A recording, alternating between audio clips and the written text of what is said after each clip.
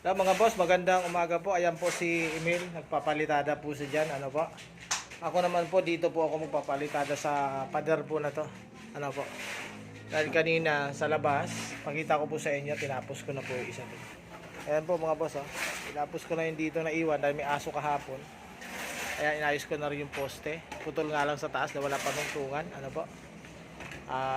Dito tayo sa kabila. May tungtungan pala tayo, ano? Kapalang ko kaya muna yan. Dito. Ngayon mga boss, ano po? Bago nagpapalitada, ito po yun. Bago magpalitada, dahil ito yung ano, babasain natin. Kaya maganda pag may hose na ganito eh. Basain natin maigi yung pader. Ang purpose po niyan, para hindi agad tumigas yung halo mo. Tapos, hindi gaano magbitak. Nagbibitak talaga pag semento. Pero kapag nabasa po ninyo, ayan, yung iba tamad magbasa. Lalo na pag walang ganito. So kaya basahin natin. Ano po? Ganyan po. Namel, okay na? Del.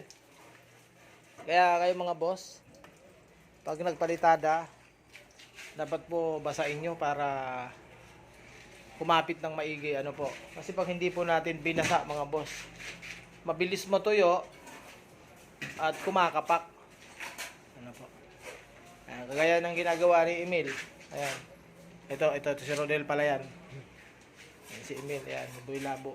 Mel, yung ano, yung ilalim na lang ang palitadahan, no?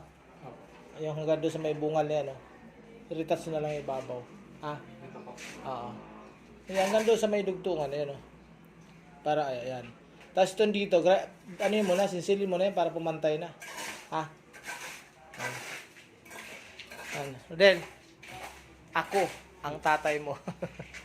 Ayan mga boss. Bago magpalitada, kailangan paalala po, basahin pong maigi ang pader. Ano po, para maayos yung kapit. Sige po mga boss, at shoutout po sa inyo lahat.